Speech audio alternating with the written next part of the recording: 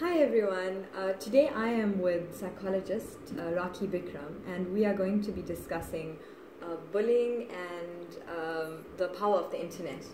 Hi Rakhi. Hi Riona, hi guys. So Rakhi, before we get into our conversation, do you want to tell me a little bit about your history? Okay. I'm a psychologist in private practice. I have two practices. I'm at Itaquini Hospital and Riona is here today at my practice in Durban North on Kensington Drive. I work with adults for individual therapy. I do a lot of couples therapy and I sometimes work with adolescents and children as well. Okay, and why psychology? I think it's something that I've always wanted to do. I've always been a very good listener. Okay. I think people naturally just came to me with their problems. Also, I'm passionate about understanding the motives behind why people do what they do. Okay. So I've just been naturally curious and I'd love to help people just live their most meaningful lives. Oh wow, and how long have you been doing this for? I've been in private practice since 2009. Oh wow. Yes, and so she's got the qualifications, she just looks young. So Rakhi, we discussed that we wanted to chat about bullying, and you told me that it's Bullying Awareness Month or something at the moment. What's your take on that? Gosh, we've been seeing bullying so much around. You know, we normally, when we think of bullying on the playground a lot. In my practice, yes, of course, we see lots of kids being bullied on the playground at school. I'm seeing more and more adults being bullying in the workplace. So bullying is a serious problem. With the rise in social media, we're seeing lots of cyberbullying as well. Okay, and like bullying, as you said, it's normally perceived as somebody like getting violent or throwing another kid around. But that's not just the case. And bullying is a lot, can be emotional as well as physical. Absolutely. So what would you, with all these internet videos and things, the access that people have to things, what would your advice be, like, to somebody who's being bullied, or apart from coming to you, what can they do to prevent that, or, to cry out? Or I think, unfortunately, bullying is something that can't be prevented because it is out there, but just to seek help. As parents, what we need to do is to empower our children, to let them know, to build their self-esteem, and to let them know that they are powerful and they can stand up to others. We don't have to physically fight back, but we can speak up. Speak up to parents, speak up to other authorities that are in power. Fighting back doesn't make you any stronger. Absolutely. The stronger thing is to believe that you are powerful. In fact, the bully is the weaker person. Acting out doesn't make you a stronger person. But to believe that you are powerful enough to fight against the bullying and not to believe whatever the bully is doing. What they are trying to do is to weaken you and weaken your spirit. But like if somebody is being bullied, like it's one thing saying that you can go to authorities and stuff, but when you're in that situation and you're made to feel less than you are, how do you go about that? I think the important thing is to question what is the bully saying to you and to think about, is this really true? What might be the other reasons that they're saying this? A lot of it is because of the bully and not because of you. It's difficult for a child to understand. Yes. Therefore, it's important for them to speak to an adult who can help them to understand. And okay, like with me, I've got 3 young children. So as a mum, how can I help my children? And therefore, this parent-child relationship is so important. To have this open communication where you're speaking to your children on a daily basis, where you know what's going on in their lives. Our lifestyles have become so busy that we don't have time to interact with our kids. We need to every evening find out how was your day at school, what's happened. So it becomes part of the routine. So something like bullying happens. Sometimes they don't even notice that it is bullying. So you can pick it up when it does happen. And it's very easy for them to speak to you about it. And for you to empower them and for you to give them the skills, equip them with the skills to deal with it, for you to empower them about themselves, for you to show them what their strengths are, so they are confident enough not to believe what the bully is saying to them. Okay, like with me, I've got the three girls, and sometimes like my second one would be bullied by my elder one, not because it's sibling rivalry. So she goes to school, and the same thing happens to her, and she doesn't see it as she's being bullied. She just thinks it's the norm. So, like as a mom, what do I do in that situation? And so when you know what's happening in your child, so when you notice the things happening with your daughters, and maybe correct it at home. Yes. So, that's a mean thing to say to. And perhaps notice what is being said. Maybe they pick on you fat, or look at what they're saying, and correct that at home. Okay.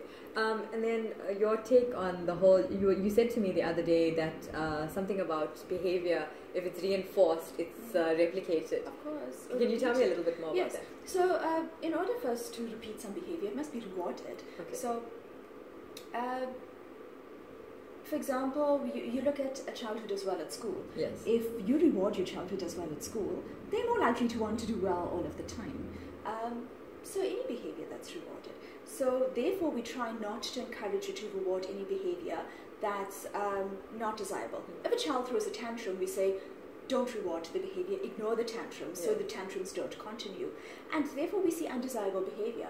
So if your child has done something that you don't like, don't. So if you see someone doing something, any violent behavior, anything at all that you don't like, don't pay attention to it, don't reward it in any way, and hopefully the behavior will not be repeated. Okay, and is there anything else you'd like to touch on, like with maybe social media or anything? Yeah, I think, lots of people say that social media is evil. I don't think social media is evil at all. That's how you use it. There's been bullying, there's been infidelity long before social media has existed. It does serve a purpose. Now you have more access to it, though. Of course. Yeah. I think if you're allowing your children to use social media, what's important is that you monitor.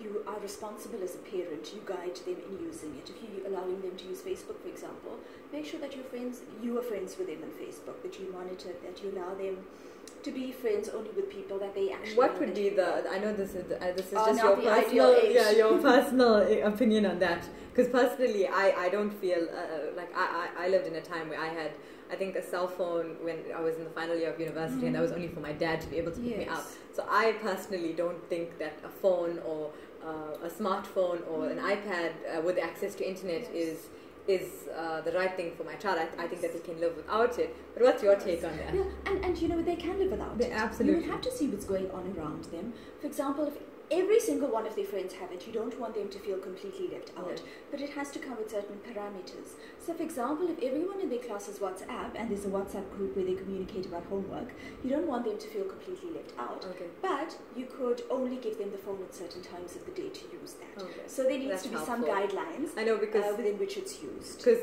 the funny thing, the other day, our home phone, I've never had a home phone, it's very recent, it's because of the internet, it rang and my kids didn't know like how to pick up a home phone, and it was so funny because like we grew up like that. Of course. But so what would your take be, as we were saying, like with you said with WhatsApp and stuff, but like now more and more kids, I notice, like I see 15-year-olds, 14-year-olds with provocative like profile pics, and I think it's like a little bit ahead of their time, but I'm not their parents, or all parents have different values with which they bring up their children. You need to know what values you want to instill in your children, and you would set those guidelines for them. Yeah, because I feel like kids now are just more aware of themselves than when like we were younger.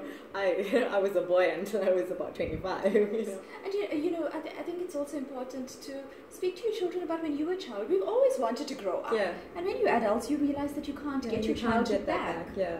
And anything else you'd like to touch on the bullying? I think the important thing with bullying is to always realize that bullies have low self-esteem. Yeah. Bullies are bullies because they're learning that behavior from somewhere as well, and they also need help. Okay. So for schools, for parents, if you notice a bully, try to get them help because they certainly need the help as well.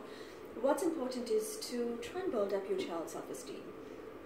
Because when you build up their self-esteem, when you tell them what their rights are, then they know where to get that help. They must be open enough. Don't let your children be scared of you. Yes, you are the parent and you need to discipline them, but discipline with love. Your children need to know that you're the first person that they would contact in any instance at all. So they would speak to you openly about anything that goes on, that you're always there for them. Body shaming is another huge problem, which is a form of bullying. Make them proud of themselves. Make them proud to be themselves. Children have so many choices these days that we've never ever really had. Yes. So what's important is to let them know that they do have choices, but teach them the responsibility to deal with those choices. And just let them proud to be themselves, whoever that is, and encourage that uniqueness and authenticity to be themselves. And then you said like with the body shaming, I know that it's a little bit off topic, but also like sexual bullying and like with children. The other day I saw something horrific. I think it was on another website. It was a 5-year-old child she was crying to go. She didn't want to go to her Sunday school or something, and she drew these pictures of the priest, over her on the bed, kind of thing. But like obviously she was trying to cry out. Yes. How does one go about dealing with something like that? How would somebody suspect that that's happening to their child? Children are very, very perceptive, and you would notice if there's withdrawal, if they're refusing to go to someone, you would notice changes in their behavior. Okay. So they don't want to go to someone, they're crying. Children often have physical symptoms, so they would tummy aches, headaches, etc. Perhaps they're not eating food, they'd be tearful, school refusal, refusing to go near a certain person. So if you notice any of those changes, you notice. Because I'm not sure about you, but I was brought up, you have to hug and kiss every family relative, and I don't do that with my kids. I don't do that with my kids. But sometimes like being in a traditional family, you go there and like, for example, my parents might expect my kids to greet somebody because it's out of respect. It's not, that's the way they were brought up. And what we teach children is the swimming costume. So you have a picture, show them in your swimming costume. Only mom, perhaps, is allowed to touch you on any place of the swimming costume covers. Or hula hoop. Okay. This is your personal space. So you have so show them an actual hula hoop. Okay. And then they can imagine that space. Okay. Only certain people, so perhaps only mom and dad or anyone else that youth or grandma and grandpa allowed to come in this space. Okay. So they know that if anyone else invades that space, to inform mom or dad immediately. Oh, that's very helpful. Yeah. I'm definitely going to try that when I go home, especially with my 3-year-old who has no boundaries. So, thank you, Rakhi. And if you have any questions, I believe you have a Facebook page. Yes. What's your Facebook page? Rakhi Bikram, psychologist. So if you want to follow Rakhi, she does lots of motivational quotes and life quotes and just general inspiration. Be free to follow her. Do you have any other social media? I'm on Instagram as well. Okay, and your handle is?